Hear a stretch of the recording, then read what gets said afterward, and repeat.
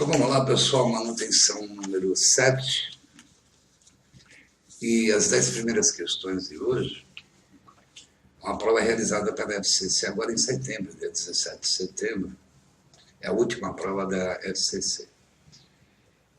Ela traz de novo uma questão 1. Eu nunca havia visto esse tipo de questão, né? Então pode esperar agora que nas próximas provas vai despencar esse tipo de questão. Então vamos lá. Questão 1. O que ele quer saber? Um pouco antes das alternativas, ele pergunta: a empresa reconheceu no mês de julho receita de vendas de... Vamos ver. No dia 1/7, uma empresa realizou uma venda a prazos para um cliente no exterior no valor de $200 mil. Sabendo-se que a taxa de câmbio no dia 1/7 era 3,20, em 31/7, R$3, e a taxa de câmbio, a média desse mês de julho, foi de 3,10. O que a empresa reconheceu no mês de julho? Receita de vendas de... Vamos lá. Trago aqui o pronunciamento CPC número 2, efeito das mudanças nas taxas de câmbio e conversão de demonstrações contábeis. Esse CPC diz assim: uma transação em moeda estrangeira é uma transação que é feita ou que exige liquidação em uma moeda estrangeira, incluindo transações que surgem quando uma entidade compra ou vende produtos ou serviços. É o caso aqui, cujo preço é estabelecido numa moeda estrangeira. O item 24 desse pronunciamento diz: uma transação em moeda estrangeira deve ser contabilizada no seu reconhecimento inicial na moeda funcional, no caso o real, aplicando-se a importância em moeda estrangeira, a taxa de câmbio à vista entre a moeda funcional, o real, e a moeda estrangeira, na data da transação. A venda foi feita no dia 1/7, pelo valor de $200 mil. Na data da transação, o dólar era 3,20. A data da transação foi o dia 1º, o que corresponde a R$640 mil. A taxa de câmbio do último dia do mês, $1 representava R$3. Houve uma queda do dólar em relação ao real. Portanto, no dia 31/7, $200 mil representava 600 mil. Haverá aqui uma perda cambial. Vamos lá. Na data da transação, R$640 mil. Eu debitei duplicatas a receber, é uma venda a prazo, e creditei receita de vendas em R$640 mil. Isso foi no dia 1/7. No dia 31, o dólar caiu. Eu tenho agora, em reais, uma duplicata a receber no valor de 600 mil. Houve uma perda cambial aqui. Como é que eu reconheço isso? Dou um crédito em duplicatas a receber. Hoje, $200 mil representam 600 mil. Creditei em duplicatas a receber e vou debitar uma despesa financeira, variação cambial passiva, no valor de R$40 mil.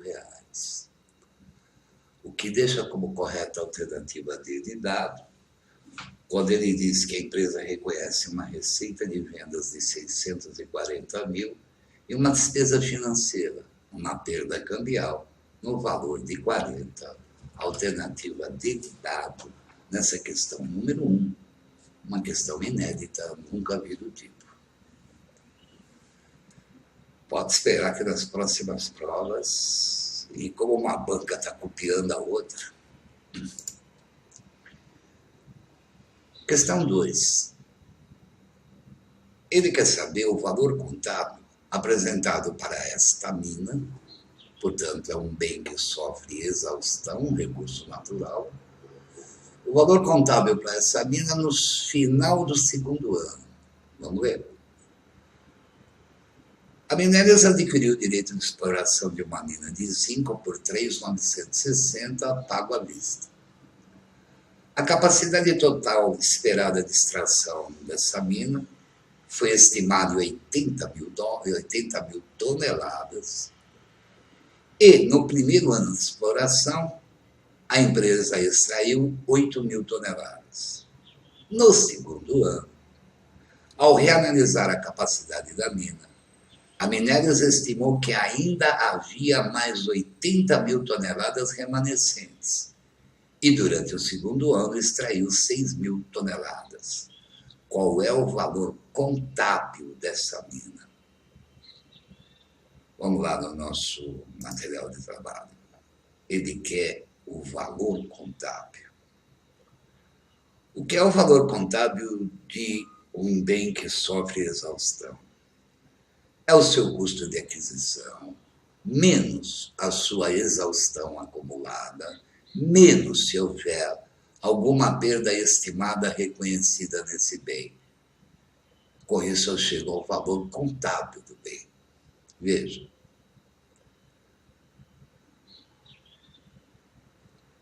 A capacidade total da mina, no primeiro ano, 80.000 toneladas. Nesse primeiro ano, foram extraídas 8.000 toneladas. Portanto, foi extraído 10% do total da mina. O custo de aquisição da mina não tem valor residual, portanto, esse é o valor exaurível. 3.960 vezes 10% vai dar uma exaustão no primeiro ano de 396. No segundo ano, ele reestimou a capacidade da mina e chegou-se à conclusão que ali existiam mais 80.000 toneladas. Nesse segundo ano, ele extraiu 6.000 toneladas. Ele extraiu, nesse segundo ano, 7,5% da capacidade da mina nesse momento. Vamos calcular agora a exaustão do segundo ano, claro, em reais. O valor exaurível, o custo de aquisição, nesse caso, 396. 3.960. No primeiro ano, ele já fez uma exaustão de 396, portanto, faltam em reais para serem exauridos 3.564. 3.564 vezes 7,5% que ele extraiu esse ano vai dar uma exaustão no ano 2 de 2.6730.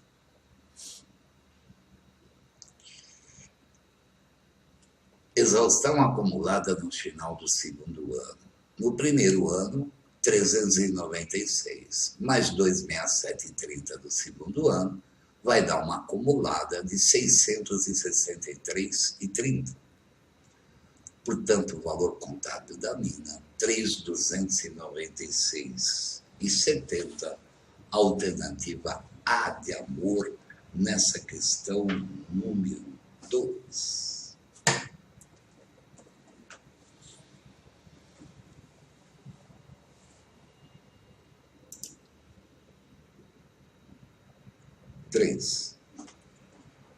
Pergunta a ele novamente sobre o valor contábil em dezembro de 2016 para esse ativo. A indústria possuía, em dezembro de 2016, um intangível com vida útil indefinida, que isso quer dizer que esse intangível não sofre amortização. O que sofre amortização são aqueles intangíveis que têm vida útil definida, limitada. Aqui não tem amortização. Os valores evidenciados para esse ativo nessa data são os seguintes. O custo de aquisição, 800. Um ajuste por impairment, contabilizado lá no ano passado, 2015, uma perda estimada em 2015, já contabilizada de 300. Portanto, o valor contábil do ativo é 500 mil. Ele realizou o teste de redução ao valor recuperável de ativos e obteve, no final de 2016, as seguintes informações: valor em uso, valor justo líquido. Qual o valor contábil desse ativo no final de 2016? Vamos lá no nosso papel de trabalho para essa questão número 3.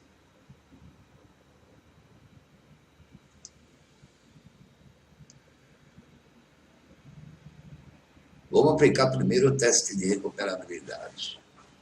Coloca aqueles 4 passos na folha de prova. Primeiro passo, o valor justo líquido. Segundo passo, o valor em uso. Terceiro passo, o valor recuperável, que será sempre o maior entre o meu passo 1 e meu passo 2. E aí eu faço a comparação, o último passo, entre o valor contábil e o seu valor recuperável. O custo de aquisição do bem é 800.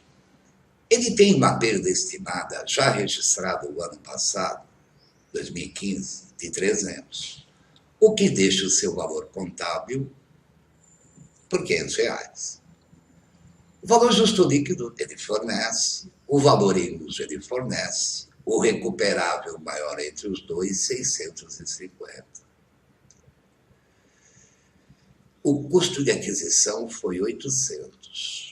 Não tem amortização acumulada. Eu me recupero de 650. Portanto, a minha perda é de 150.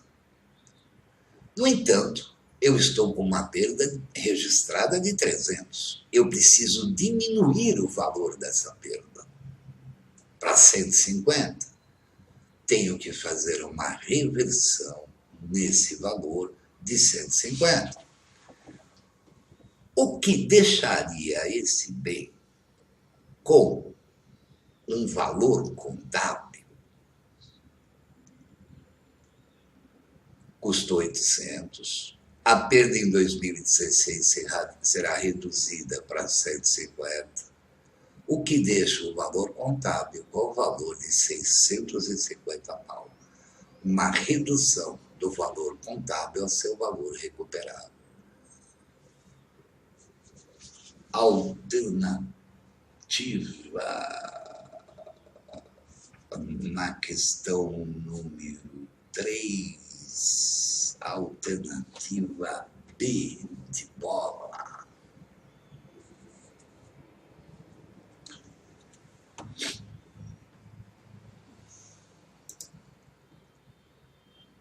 Quatro.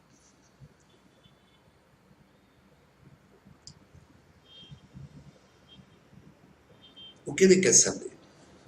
Com base nessas informações, é correto afirmar o valor reconhecido em investimentos na data da aquisição, o resultado de equivalência, investimento permanente. Vamos ver. Em 2015, a Grampo adquiriu 80% da Companhia das Pedras por 20 milhões. Na data da aquisição, o patrimônio líquido da investida era de 12, e o valor justo líquido dos ativos e passivos identificados dessa companhia, na data da aquisição, era 30 milhões. A diferença entre o valor justo líquido dos ativos e o valor do patrimônio líquido, chamamos isso de mais-valia, era decorrente da variação entre o valor de custo contabilizado e o valor justo de um terreno. No período de 1º de janeiro a dezembro de 2016, a investida reconheceu as seguintes mutações no seu patrimônio líquido. Ela obteve um lucro líquido de 2 milhões e ela fez a distribuição e pagamento de dividendos de 500.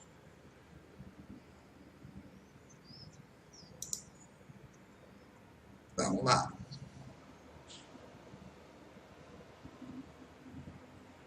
A investidora é a Grampo. a investida é essa Companhia das Pedras. A Grampo adquiriu 80% das ações das pedras, portanto, ela tem 80% do capital total da investida.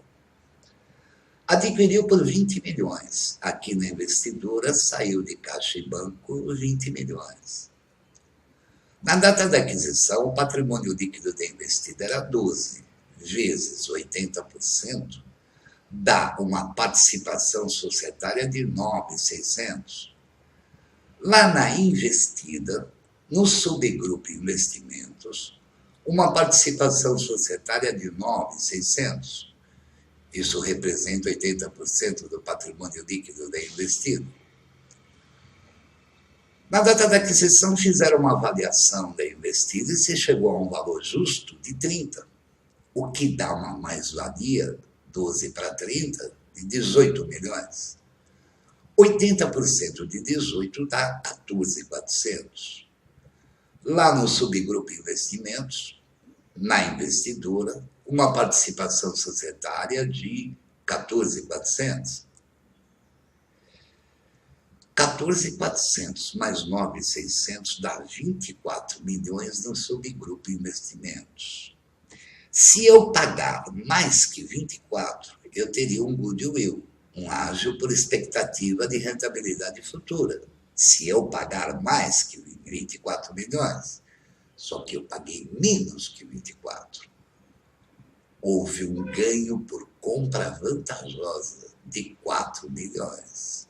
De 24 para 20, um ganho por compra vantajosa no valor de 4 milhões, uma conta de resultado, uma receita, o que deixa como correta a alternativa D de dado.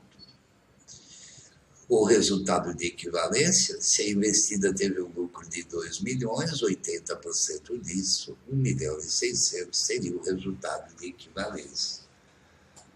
Alternativa D de dado na questão número 4.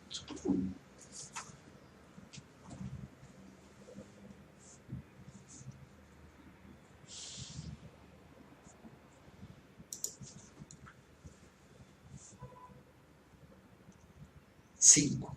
Uma prova bem tradicional da FCC, né? A única coisa diferente foi aquela questão do não pode esperar que vai começar a cair de monte aquele tipo de pergunta. Nessa questão 5, ele quer saber o lucro bruto apurado pela compra e venda em relação a essa transação. Deixa eu ler. A compra e venda adquiriu produtos para revenda, mercadoria, e desembolsou os seguintes valores. O valor pago ao fornecedor, 230. Esse é o total da nota fiscal de compra. Valor pago do seguro para transportar os produtos até a empresa, 6. No valor total pago ao fornecedor dos produtos adquiridos, estavam inclusos aqui dentro impostos recuperáveis de 32 e não recuperáveis de 18. A compra e venda revendeu todos os produtos adquiridos por 500 mil à vista, mas concedeu um desconto de 10% no momento da venda. Esse é o chamado desconto incondicional, provavelmente tenha havido no corpo da nota. Sobre o valor da venda, teve um ICMS de 53 e pagamento de comissão a vendedores no valor de 12. Isto aqui não é dedução de vendas, isto aqui é uma despesa com vendas. Para cálculo de lucro bruto, isso não me interessa. Vamos lá, então, calcular o lucro bruto nessa questão de número 5. A compra foi de 230. Esse é o total da nota fiscal. Mais um seguro de 6 milhões. De 6 mil, perdão. Dentro desse total, eu tenho impostos que são recuperáveis de 32. Tira. Os impostos que não são recuperáveis não precisa somar, já está aqui dentro. Portanto, o custo de aquisição foi 204. Eu vendi 100% desse lote. Vendi por 500. Menos um desconto incondicional, uma dedução de vendas de 10%, dá 50. Menos um ICMS no momento da venda, ICMS sobre vendas, outra dedução de vendas de 53, me dá uma receita líquida de 397. Aqui não entra aquela comissão de vendedores, porque aquilo é despesa com vendas, não é dedução de vendas. Uma receita líquida de 307. O custo da mercadoria vendida, eu vendi 100%, então o custo da mercadoria vendida é 204, o que vai dar um lucro bruto de 193. Alternativa C de casa, nessa questão número 5. Questão 6, vamos lá. Pouco antes das alternativas, ele diz assim: sabe-se que 40 mil do lucro líquido foram decorrentes de incentivos fiscais recebidos pela VIP e esta, para não tributar esse ganho, reteve-o na forma de reserva de incentivos fiscais, utilizando a possibilidade estabelecida na lei em relação aos dividendos mínimos obrigatórios. Vamos ler. O patrimônio líquido da VIP, em dezembro, era composto pelo capital, pela reserva legal e pela reserva estatutária. Em 2016, o lucro líquido apurado pela VIP foi de 150 mil. E além da reserva legal prevista na lei das SAs, o Estatuto estabelece a seguinte destinação: dividendo mínimos obrigatórios, 30% do lucro ajustado nos termos da lei. Retenção de lucros, saldo remanescente, aprovado em Assembleia dos Acionistas. E aí ele utilizou também aquela reserva de incentivos fiscais que lemos há pouco, para cálculo do dividendo mínimo obrigatório. Vamos lá no nosso papel de trabalho.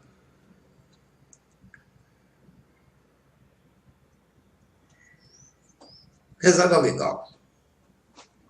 5% do lucro líquido, antes de qualquer destinação, serão destinados à constituição dessa reserva, cujo saldo não excederá a 20% do capital. Bom, o capital da empresa é 500, 20% dele, o máximo que eu posso ter no saldo dessa conta é 100 mil. Ele já tinha na conta reserva legal um saldo de 70. 5% dos 150 mil, que foi o lucro dele, daria 7,5. Se eu colocar aqui mais 7,5, eu não atinjo os 20%. Portanto, a reserva legal deverá, limite obrigatório, ser de 7.500. Vai constituir integralmente. Vamos calcular os dividendos. O lucro líquido foi 150, mas a reversão da reserva de contingências não houve no período. Menos a constituição da reserva legal, calculamos há pouco, 7,5. Menos a constituição da reserva para contingências, não houve no período. E a empresa poderá diminuir da base de cálculo do dividendo mínimo obrigatório a constituição da reserva para incentivos fiscais. Diz ele que ele utilizou essa possibilidade. Portanto, a base de cálculo do dividendo mínimo obrigatório, 102,5, vezes 30%, os dividendos mínimos obrigatórios, 30,75.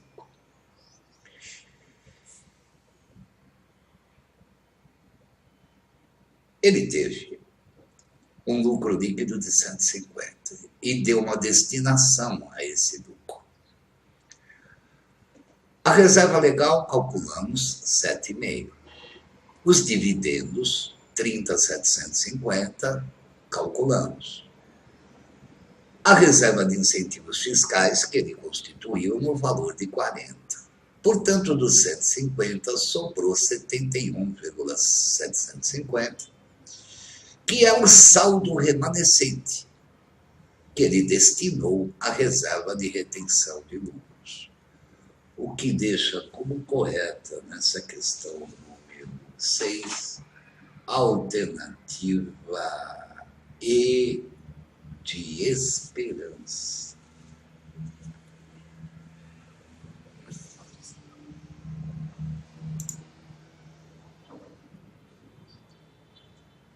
Sete. O que ele quer? O impacto reconhecido no resultado de 2016 e o saldo que foi apresentado no balanço de 2016 em relação a essas provisões.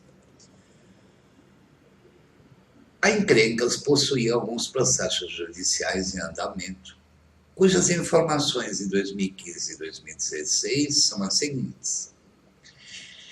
Em 2015, ele já havia reconhecido 2 provisões. Ele me fornece qual é a probabilidade de perda que eu tenho em 2016 e o valor estimado para 2016. Vamos lá. No nosso papel de trabalho. Questão rápida de ser matada. Lembra, as provisões geram despesas. Uma provisão só pode ser constituída se for um fato provável que aconteça. E essa provisão, que é uma estimativa, tem que conter uma estimativa confiável. Provisões geram despesas. Quando eu crio uma provisão, quando eu aumento o valor de uma provisão, gera despesa. Se eu tiver que reverter uma provisão, se eu tiver que diminuir o valor de uma provisão, aspas, gera um ganho, uma receita. No ano de 2015, ele tinha o processo número 1 e o processo número 4, provisões, despesas reconhecidas em 2015, total 400. Em 2016, o processo número 1, um fato provável que aconteça, foi reestimado o valor para 200. O processo número 2, ele apareceu durante o ano de 2016, um fato provável que aconteça, 120. Os processos número 3 e 4, fatos cuja probabilidade de perda é algo possível que aconteça, portanto eu não reconheço, eu só reconheço o que é provável. No balanço de 2016, o que é provável, então, me daria provisões no valor de 320. Agora eu comparo com o ano passado. O ano passado eu tenho 400. Se esse ano aqui, 2016, desse mais que 400, eu teria que aumentar o valor das provisões, gerariam despesas. Se em 2016 der um valor inferior a 400, o que é o caso, eu teria que diminuir o valor das provisões, teria que fazer uma reversão, geraria um ganho, uma receita de 400 para 320, 80 pau, o que deixaria como correta a alternativa de bola, quando ele diz que apresentaria um ganho de 80 e um saldo de provisões de 320. B de bola na questão número 7. Questão 8, vamos lá, fluxo de caixa. Bom, o que ele quer?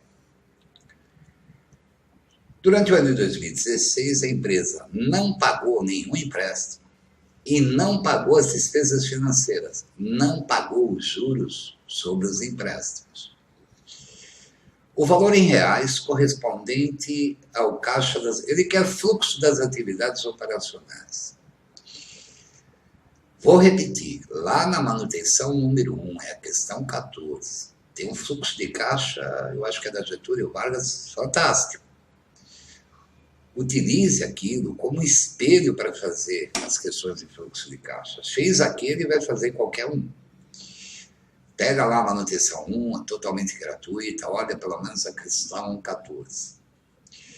Bom, o que eu tenho nessa questão da FCC? Balanço patrimonial 2015 e 2016. Observa, e a FCC sempre faz isso, que eu tenho aqui no imobilizado máquinas, mas não aparece aqui depreciação acumulada. No entanto, se você for olhar na DRE, tem uma despesa de depreciação de 42. E não aparece aqui depreciação acumulada. Depois a gente vê como tratar isso na hora de fazer o fluxo. Eu tenho na DRE um lucro na venda de um terreno. Realmente o terreno desapareceu de um ano para outro, ó, foi vendido. Eu tenho uma despesa financeira de 8, que ele afirma que não foi pago. São juros sobre empréstimo, sempre é. Legal. Então vamos lá para o nosso papel de trabalho. Não pagou empréstimo. Não pagou as despesas financeiras. Qual é o fluxo das atividades operacionais? Eu coloco isso aqui na folha de prova. Se eu pegar o saldo inicial do caixa, mais as atividades operacionais, mais as atividades de investimentos e as de financiamento, eu tenho que chegar no saldo final do caixa. Deixo isso aqui em branco. Saldo inicial e final do caixa é só pegar no balanço. Saldo inicial de caixa em 2015, 40, 2016, 101. Só pegar no balanço. Esse aqui é o meu X. Eu chego na atividade operacional, que é o que ele quer, por diferença. Por quê? Normalmente a atividade operacional demora mais para você montar. Tem que ajustar o resultado do exercício. Normalmente o número de contas de ativo e passivo circulante é um número de contas maior. Normalmente demora muito mais, então chego nele por diferença. Calculo investimento e financiamento, esse eu calculo, para poder chegar na operacional por diferença. Legal.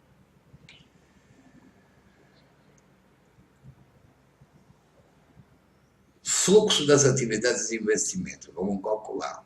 Se concentram no ativo não circulante da empresa, se concentram aqui. Não significa que tudo que tem aqui é atividade de investimento. Se tiver uma duplicata a receber de venda de mercadoria não realizada a longo prazo, não é atividade de investimento, é atividade operacional, é venda de mercadoria. Se concentram aqui no ativo não circulante e poderá fazer parte desse fluxo os dividendos recebidos, alternativamente. Então, vamos lá. Se eu pegar o balanço, a primeira conta do subgrupo do não circulante é o subgrupo de investimentos. Tem um saldo inicial, 2015, de 28. Mexeu com essa conta, tem que olhar na DRE se tem resultado de equivalência patrimonial. E se eu olhar na DRE, eu vou encontrar um resultado de equivalência positivo de 15.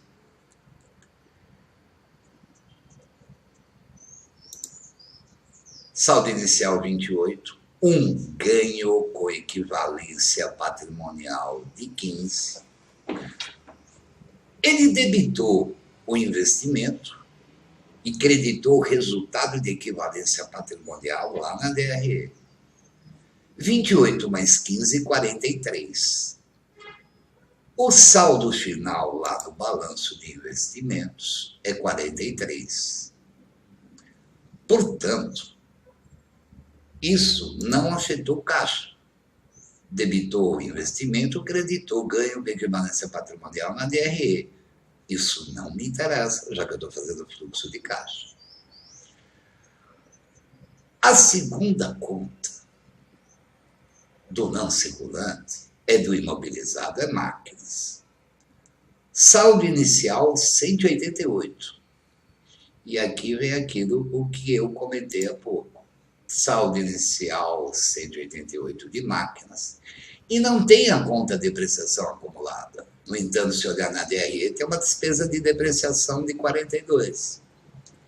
O que eu faço? Pego essa depreciação e jogo contra máquinas, como se fosse a conta de depreciação acumulada, conta redutora, retificadora. 188 menos os 42 deixaria máquinas com saldo de 146. Se você olhar no balanço de 2016, máquinas está com saldo de 340. Era para ter 146 e tem 340. A diferença é uma compra de máquinas durante o período de 194. Essa compra é que afetou o caixa. Vou lá no fluxo de caixa, que eu estou montando numa outra folha. Fluxo das atividades de investimentos. Menos saiu essa grana do caixa. Comprou máquinas, 194. Negativo, está saindo essa grana do caixa. O que mais eu tenho no não circulante? A venda de um terreno.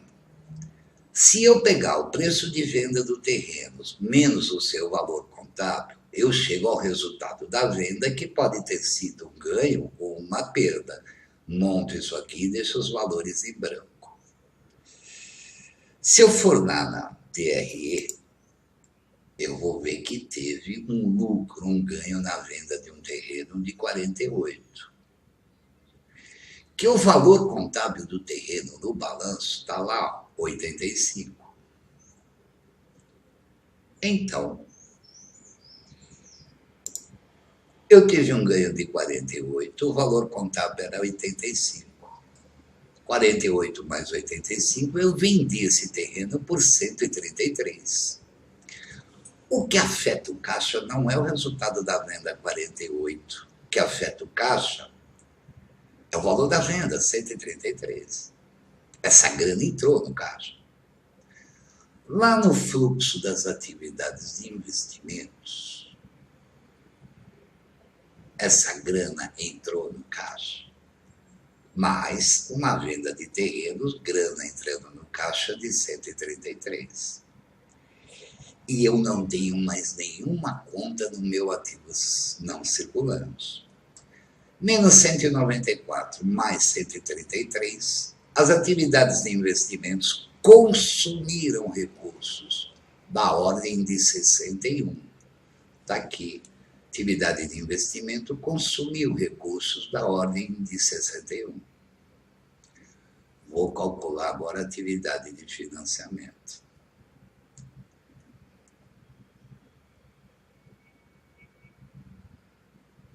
Vamos lá. Adoro o fluxo de caixa. Se concentram no endividamento da empresa. Entenda por endividamento quando a empresa pega dinheiro emprestado no mercado. Um empréstimo bancário, uma debêntures a pagar, um arrendamento financeiro a pagar. Se concentram no capital social da empresa e nas reservas de capital. Poderá fazer parte desse lucro, desse fluxo, os dividendos pagos e juros sobre empréstimos pagos. Então, vamos nós. Vamos ver se tem algum endividamento. Se eu olhar no balanço, eu vou encontrar a conta empréstimos. Saldo inicial, está no balanço de 2015, 80. Ele me afirma que os juros não foram pagos. Se você olhar na DRE, você vai encontrar lá na DRE uma despesa financeira de 8 mil, são os juros, que ele afirma que não foram pagos, ou seja, ele debitou despesa financeira e creditou empréstimo. O que deixaria essa dívida de 80 com 88 mil para pagar. Se você olhar no balanço de 2016, você vai encontrar um saldo de empréstimo de 118.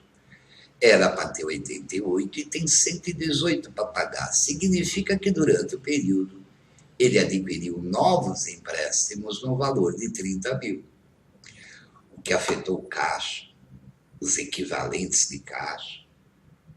É esse empréstimo de 30 mil, essa grana entrou no caixa. Lá no fluxo das atividades de financiamento, então, nós vamos encontrar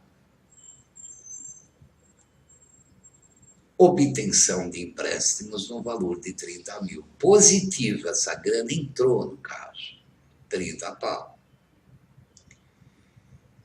Eu não tenho mais nenhum endividamento no balanço. Os endividamentos eu encontro no passivo circulante e no passivo não circulante. Capital. Se eu olhar no balanço, eu vou ver que a conta capital não teve variação no período.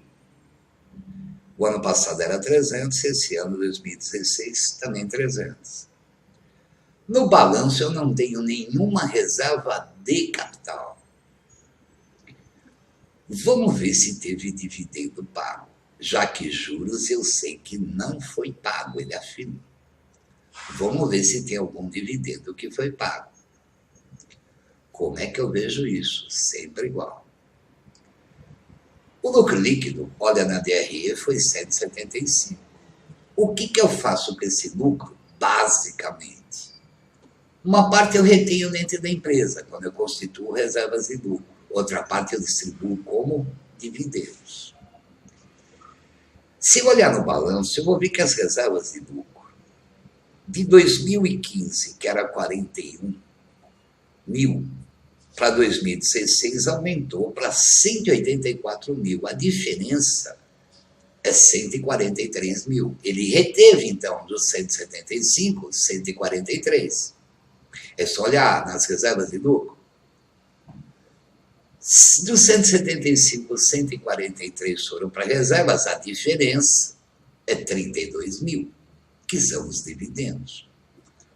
Olha no balanço, que ele tem de dividendos a pagar 32. E que não tem saldo inicial em dividendos. Portanto, esses 32 não foram pagos. Isso não afetou o caixa, não me interessa. Fluxo das atividades de financiamento, então. Eu só tive aquela obtenção de um empréstimo no valor de 30 mil.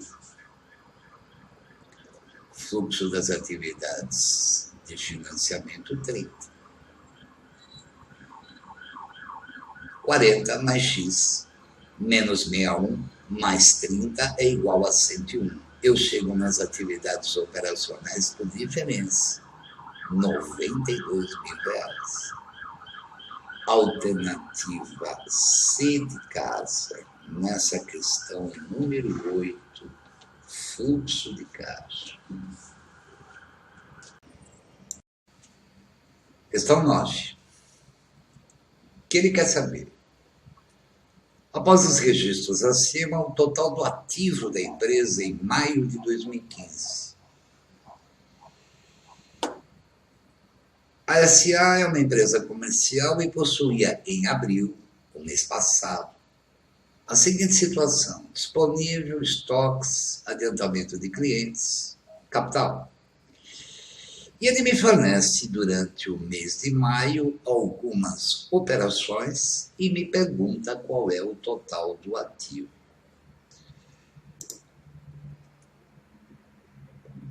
Nessa questão número 9, vamos lá no nosso papel de trabalho, questão número 9.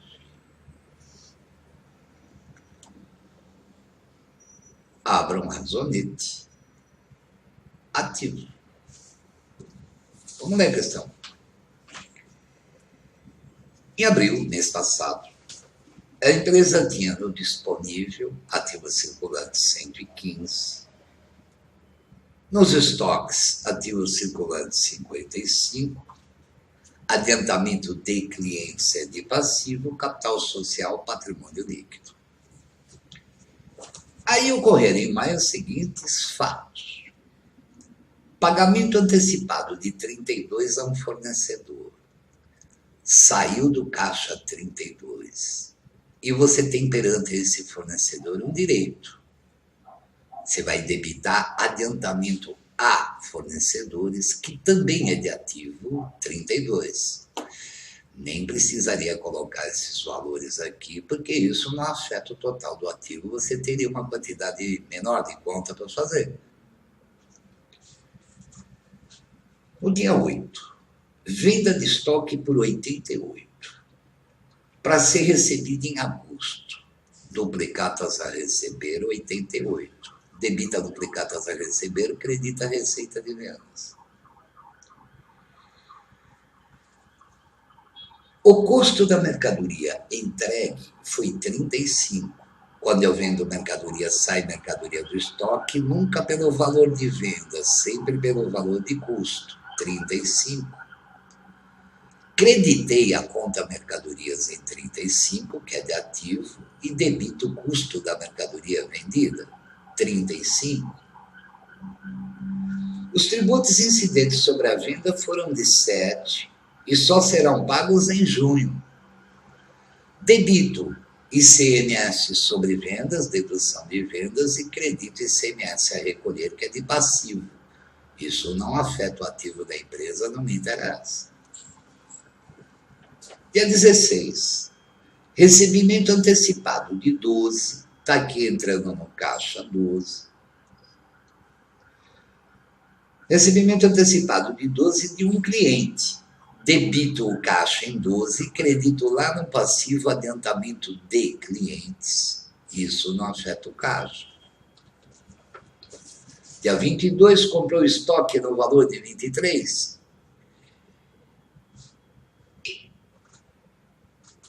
Pulei o dia 19, volta para o dia 19. Entrega da mercadoria para o cliente José.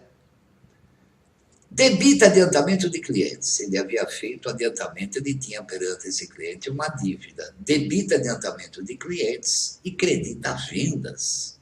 Isso não vai afetar o ativo. Agora, o custo da mercadoria que foi entregue, 15 pau. Precisa dar baixa da conta mercadorias. Credita mercadorias, debita custo da mercadoria vendida. Isso vai diminuir o ativo.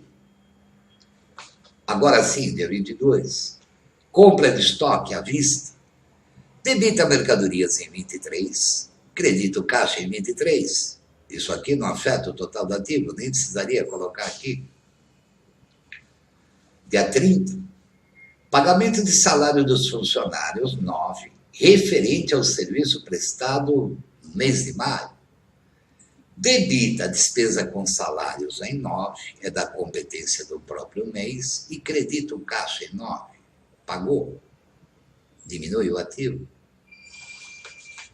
Recebimento da mercadoria que já foi paga ao fornecedor, lá no dia 2. Esse adiantamento aqui, ó. Debita mercadorias em 32. E credita, você vai perder esse direito, o fornecedor está entregando a mercadoria, credita adiantamento aos fornecedores em 32, isso também não afeta o total do ativo? Puxando o saldo desse razonete, o total do ativo, 211. Alternativa A de amor, nessa questão número 9.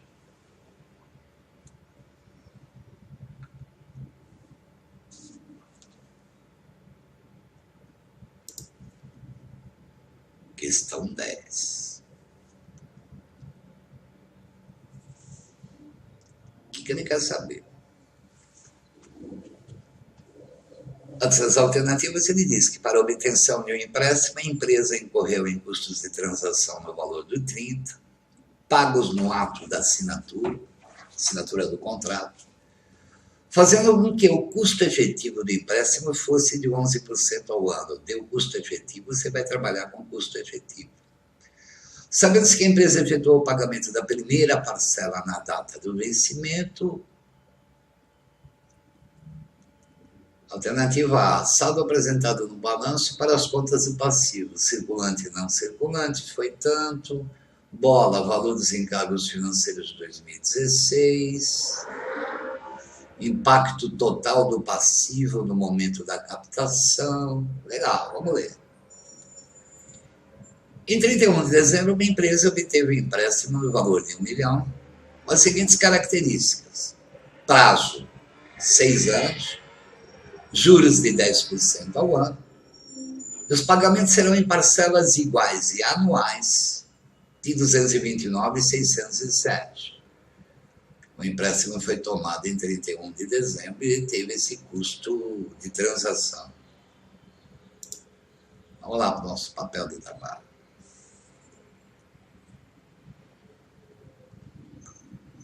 O empréstimo foi em 31 de dezembro de 2015. R$ 1 milhão por um período de 6 anos. Juros de 10%, esses 10% é sobre esse 1 milhão. As parcelas serão em pagamentos anuais. Houve um custo nessa transação de 30. Isso fez com que o custo efetivo de 10 fosse de 11% ao ano.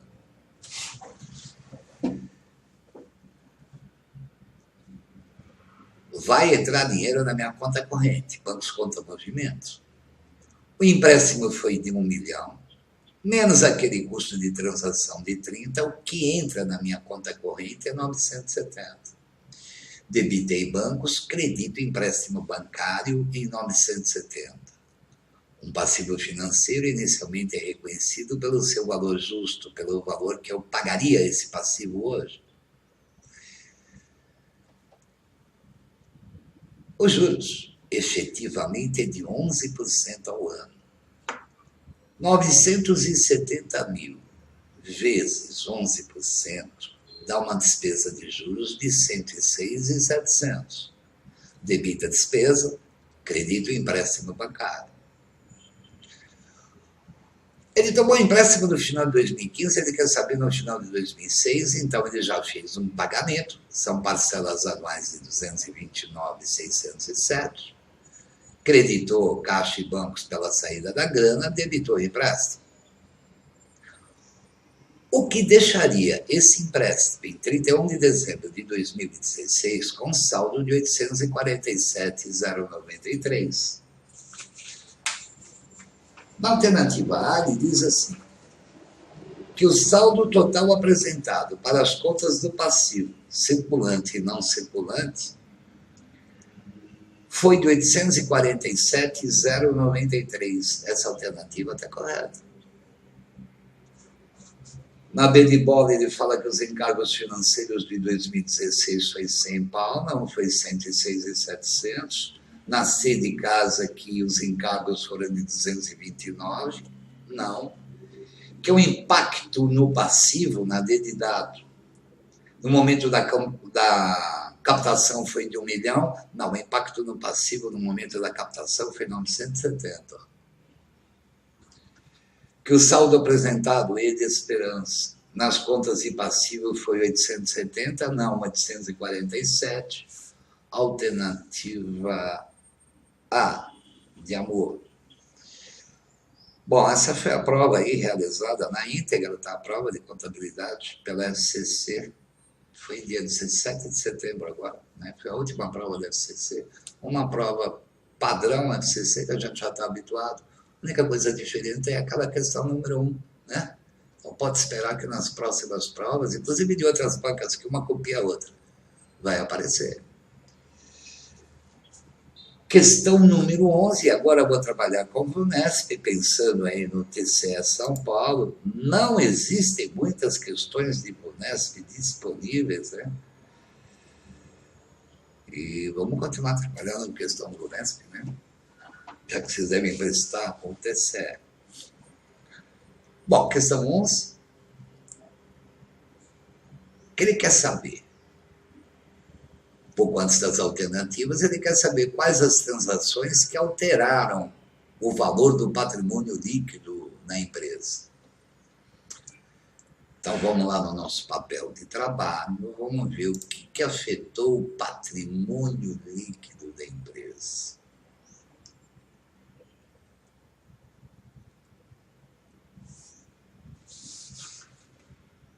A transação diz assim: recebeu em doação um terreno, debitei terrenos, imobilizado, com restrições a serem cumpridas. Uma subvenção governamental, por exemplo, foi doado um terreno, em contrapartida, a empresa tem que construir lá o seu parque fabril. Debito terrenos, vou creditar subvenções governamentais. Lá no passivo não circulante, uma receita diferida. Debitei imobilizado, creditei passivo não circulante. Isso não vai alterar o total do patrimônio líquido, não mexeu com nenhuma conta do PL. 2. Emitiu ações e essas ações foram vendidas com ágio. A grana entra em caixa e bancos. Ele fez um aumento de capital, por exemplo, no valor de 10. Colocou essas ações do capital no mercado e elas foram vendidas por 12. Essa diferença. Reserva de ágio na emissão de ações, isso aqui é uma reserva de capital. Eu tenho duas contas de patrimônio líquido aqui, sendo aumentadas. Obviamente, isso vai alterar o total do meu patrimônio líquido, vai aumentar o meu PL em 12, no meu exemplo. 3. Reconheceu uma receita financeira. As receitas aumentam o patrimônio líquido, evidentemente, que vai afetar o total do PL. 4. Pagou dividendos anteriormente propostos. Anteriormente, ele debitou lucros acumulados e creditou dividendos a pagar. Debitou lucros acumulados, creditou dividendos a pagar. Nesse momento, afeta o PL. Só que agora ele só está fazendo o pagamento daquilo que ele propôs.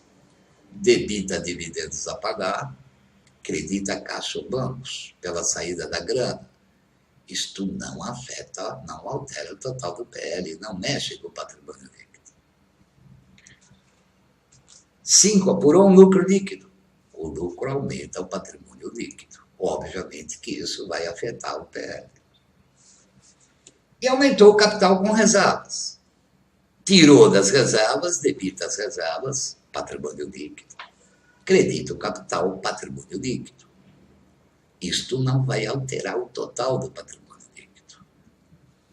Portanto, as operações que afetaram o PL, operação 2, 3 e 5, alternativa C de casa nessa questão número 11.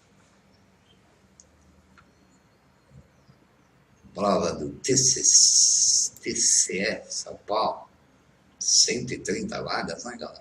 12 pau, qual a conjuntura? Bom, questão número 12, VUNESP. Ele quer o resultado bruto com vendas. O que ele fornece? CMV, devolução de vendas. A pegada é sempre a mesma, né?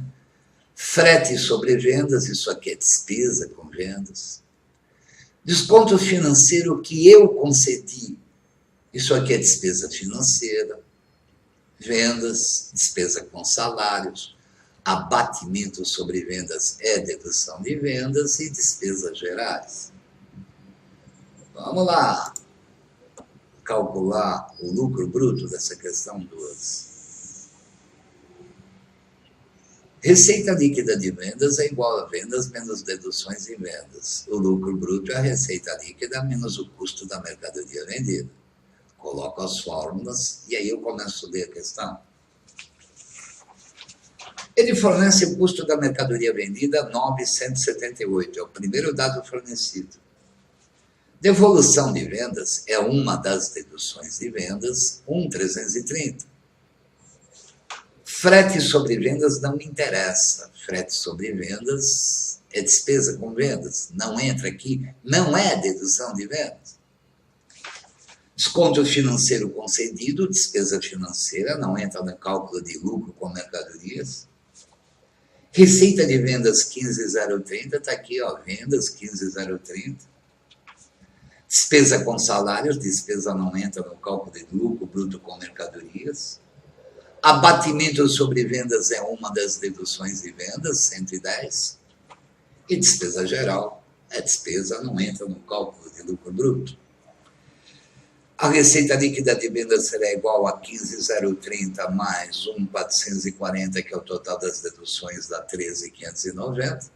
O lucro bruto será igual a 13.590 menos o CMV, 4.412, alternativa E de esperança, nessa questão número 12.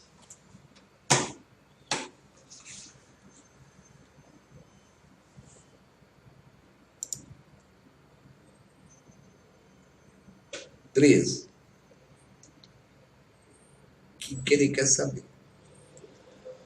Qual o valor em reais da reserva legal a ser calculado sobre o lucro líquido de 2013, considerando que o capital social é de 300, que o lucro líquido é 250 e que a reserva legal constituída até o ano passado era 54. Bem simplesinha, perto das questões da FCC sobre o assunto. Vamos lá. 5% do lucro líquido de cada exercício social serão destinados, antes de qualquer outra destinação, à constituição da reserva legal, que não excederá a 20% do capital social integralizado da empresa. Essa empresa tem um capital social de 30. Não tem no patrimônio líquido o capital social a integralizar, portanto, este é o capital integralizado. 20% de 300, o máximo que eu posso ter no saldo dessa conta é 60. Ele já tinha, na conta reserva legal, 54. O lucro líquido foi 250. 5% dele daria uma reserva legal esse ano de 12,5. Acontece que se eu colocar 12,5 aqui, vai dar mais que 60 e não pode. Esse é o máximo que eu posso ter no saldo da conta reserva legal. Portanto, a reserva legal desse exercício deverá ser de 6 pau. Alternativa B de bola nessa questão número 13. Questão 14. Bom, é lançamento contábil. Vamos ver? Determinada indústria adquiriu uma máquina de grande porte para seu parque industrial por 20 mil. Para sua instalação, incorreram gastos adicionais de 4. A vida útil da máquina foi estimada em 10 anos. Depois de 5 anos de uso, ela foi vendida por 12 mil. No livro diário, o registro contábil da venda é feito da seguinte forma. Vamos lá entender o que a dona Brunesp fez aí.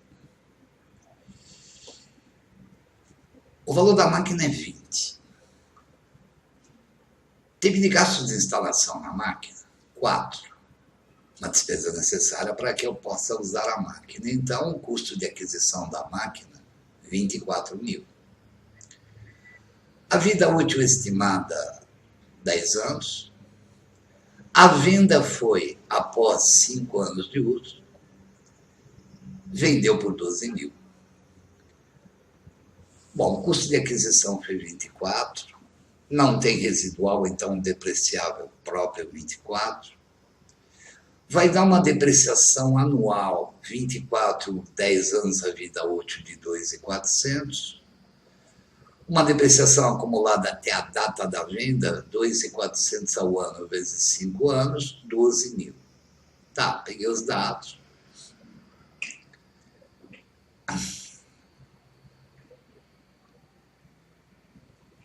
A máquina está na minha contabilidade pelo custo de aquisição de 24. ela tem uma depreciação acumulada até a data da venda de 12. Como é que eu faço a contabilização de venda de imobilizado? Lá na DRE, abra um razonete resultado na venda de imobilizado. Ela foi vendida por 12 mil. Debito caixa ou bancos pela entrada da grana. Credito o resultado na venda. 12. Receita. Baixo o valor da máquina do meu ativo imobilizado. Credito 24 em máquinas, jogo lá no resultado da venda, para apurar o resultado da venda. 24.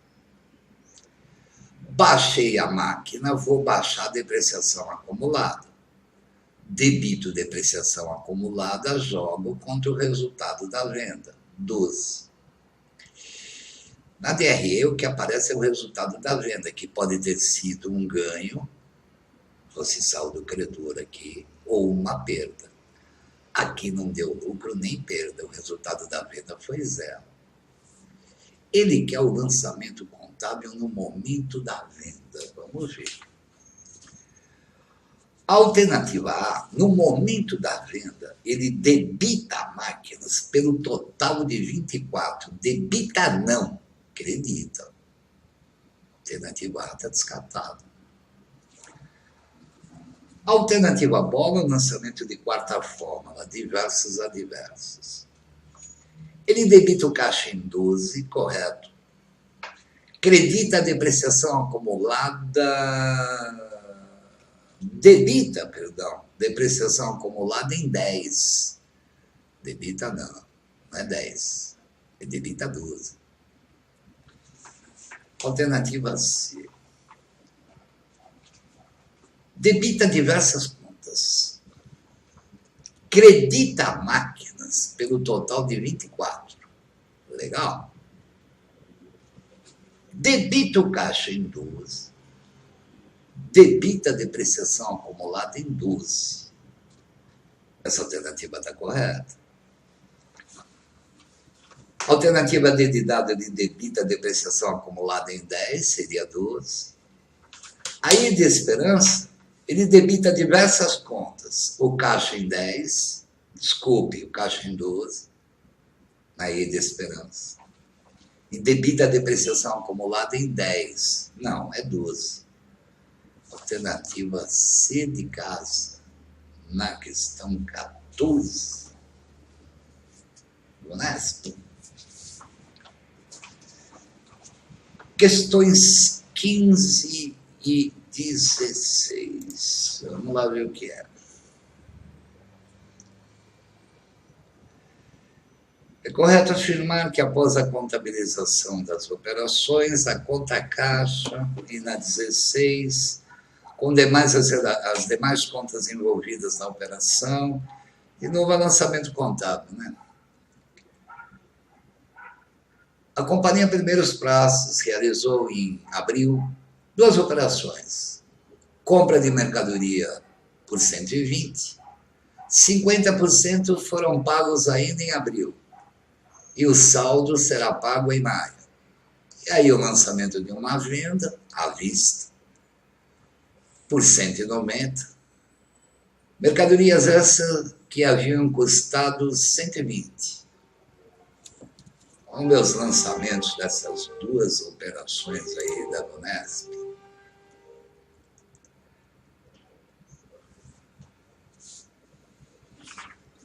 Operação A.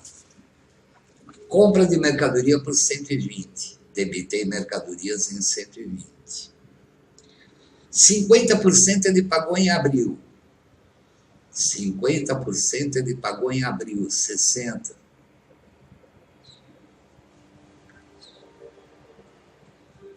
E o restante ele vai pagar em maio, 60. Aqui a letra, 60. 120, 60 daqui, 60 daqui. B de bola. Venda de mercadorias à vista no valor de 190. Entrou no caixa 190. ter uma receita de vendas de 190.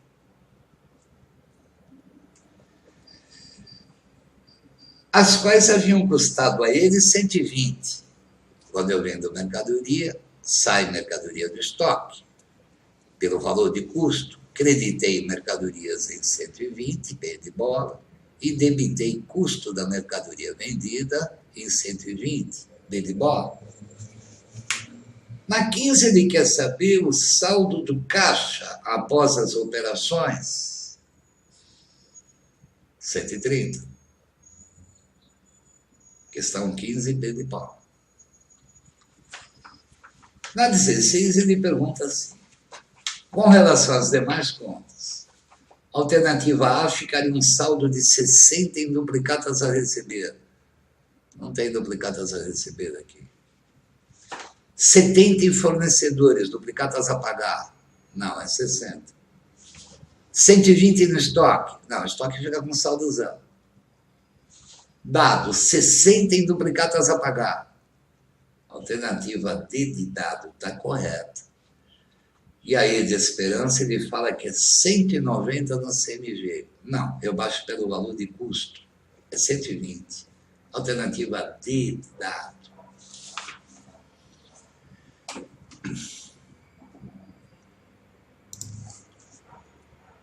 (17) Ele dá uma série um elenco de contas e pergunta: assinale a alternativa que indica o valor do patrimônio líquido. Essa conta é típica da Vunesp, lucros a distribuir. É um lucro que ainda não foi dado destinação. É lucro acumulado, patrimônio líquido. Típico da Vunesp, isso aí. Bom, vamos lá. No nosso papel de trabalho, ele quer o patrimônio líquido. Vamos calcular patrimônio líquido, abra um razonete e patrimônio líquido. Lembrem, as receitas aumentam o PL, custos e despesas diminuem o patrimônio líquido. Então já jogo direto lá. Vamos pegar o elenco de contas, vamos lá.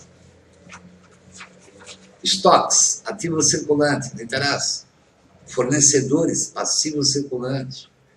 Reserva legal, todas as reservas são de patrimônio líquido. Está aqui, 5 pau. Despesas gerais, despesa, 30. Máquinas é de ativo, não interessa. Contas a pagar é de passivo. Despesa de salários, está aqui, 15. 15. Aplicações financeiras é de ativo. Capital social, patrimônio líquido, 45, está aqui, ó. Custo da mercadoria vendida, custo, 23. Lucros a distribuir, comentamos há pouco, é lucros acumulados. É do patrimônio líquido, 10. Receita financeira, receita, 8, aumenta o PL. Despesa financeira, despesa, 4. Financiamento é de passivo, duplicatas a receber é de ativo. Venda de mercadorias, receita, 45, está aqui.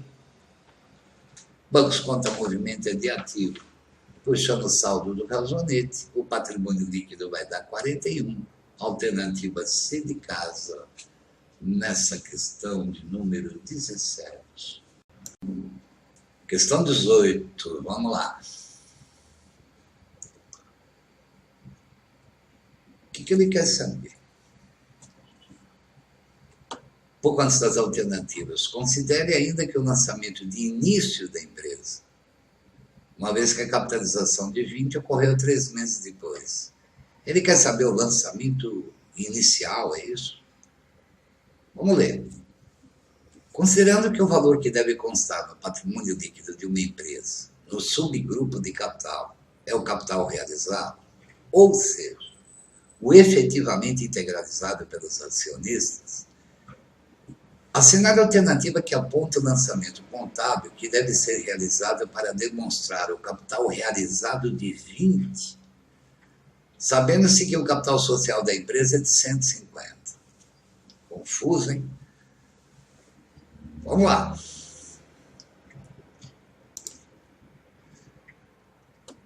Ele quer saber o lançamento de início da empresa. O capital subscrito é 150 pau.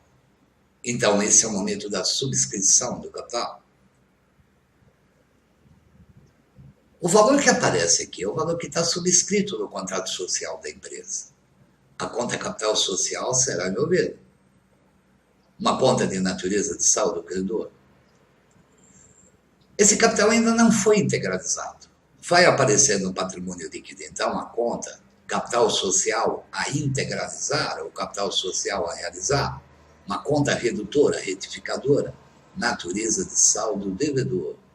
Debitei capital a integralizar, creditei capital social. 3 meses depois, foi feita uma integralização de 20.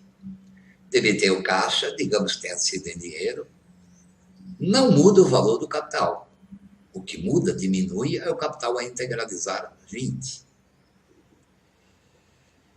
Pelo que deu para entender aí, ele quer o lançamento de início da empresa. No início, eu debito o capital a integralizar e credito o capital social. Alternativa dada como correta. Alternativa B de bola. Ele queria saber o lançamento inicial. É isso aí, pessoal. Semana que vem, mais questões aí de Vionesp. Vamos ver o que a gente acha mais aí de Vionesp, né? Pensando aí na prova. Ver se eu acho alguma coisa de FEPES. Tem uma questão da FEPES terrível lá da charrua. Talvez a gente coloque aí. Vamos ver se aparece mais alguma prova nova, como hoje é da FCC, né? Pô, tá saindo concurso pra caramba, pô. O número de vagas, tudo bem, não é gigantesco, mas tá tendo concurso, né? Falou, pessoal.